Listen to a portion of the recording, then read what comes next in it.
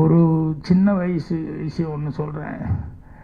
என்னென்னா, எங்கள் அம்மா எப்போவுமே ஸ்கூலுக்கு 1ஆம் கிளாஸ் அந்த வெள்ளாங்கோயிலில் படிக்கும்போது ஸ்கூலுக்கு போயிட்டு மத்தியானம் வரும்போது எங்கள் அம்மா வீட்டில் இருந்தாங்கன்னா ஒரு பெட்டியை திறந்து எனக்கு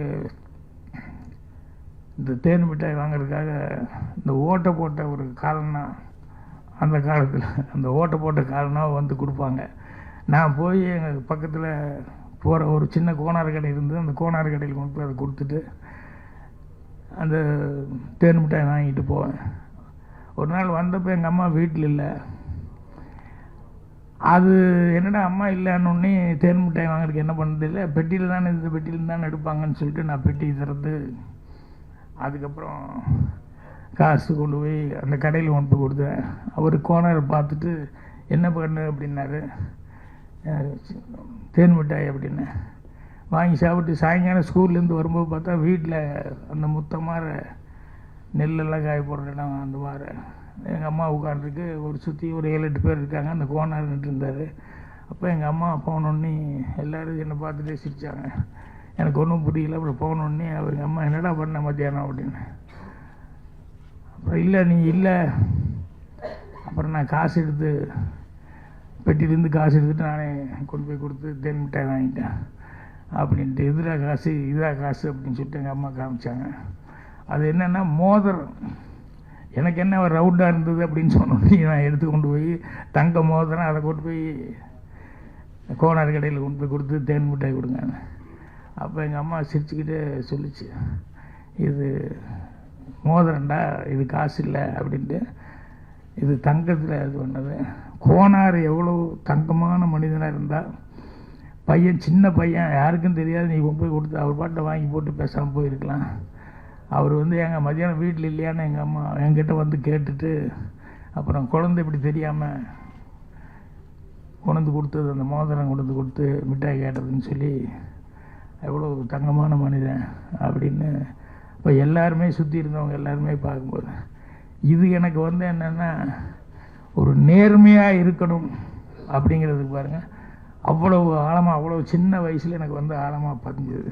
அதுலேருந்து எங்கேயும் விலகக்கூடாது அப்படின்னு சொல்லிட்டு சிவாஜி சாரை பற்றி சொல்லுவாங்க. ஆனால் நேரடியாகவே அனுபவிச்சது என்ன அப்படின்னா, யார் எந்த வயசு சின்ன பையனாக இருந்தால் கூட அவருடைய சர்வீஸுக்கு டைரக்டர்னு சொல்லி ஒத்துக்கிட்டா வந்து டைரக்டர் சொல்லுங்கள் என்ன வேணும் என்ன அப்படின்னு சொல்லி கேட்குறது.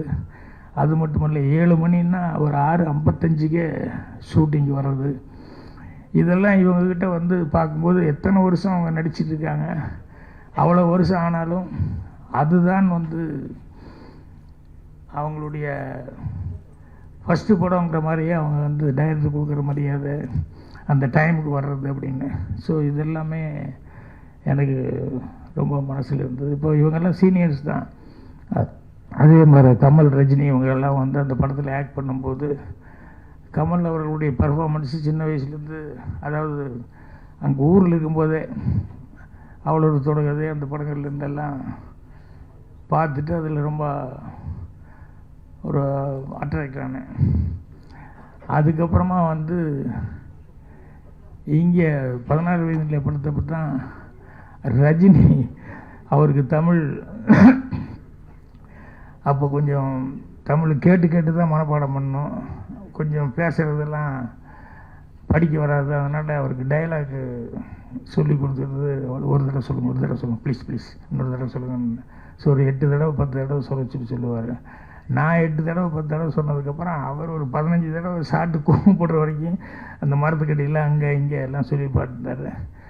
அதுக்கப்புறமா அன்புள்ள ரஜினிகாந்த் படத்தப்போ பார்த்தாலும் அதே ரஜினிகாந்த் அவர்கள் நான் சிவப்பணத்தில் பார்க்கும்போது அதே மாதிரி தான். அந்த முதல் படத்துக்கு என்ன எவ்வளோ அக்கறை எடுத்துக்கிட்டு எவ்வளோ சிரத்தையோடு வந்து வேலை பார்த்தாரோ அதே அளவுக்கு வந்து கடைசி வரைக்கும் இன்றைக்கி பண்ணுற படங்கள் வரைக்கும் அவர் வந்து இது பண்ணிட்டுருக்காரு.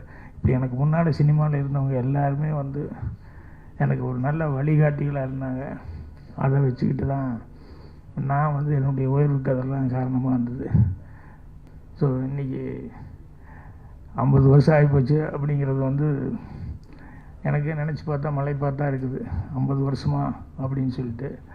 ஸோ இன்னும் நடிகர் பண்ணிகிட்ருக்கிறேன். அதோட இப்போ அடுத்தது வந்து இந்த வருஷத்தில் வந்து வெப் சீரிஸும் படமும் டைரக்ட் பண்ணுறதுக்கான ஒரு பேச்சுவார்த்தை நடந்துகிட்ருக்கு.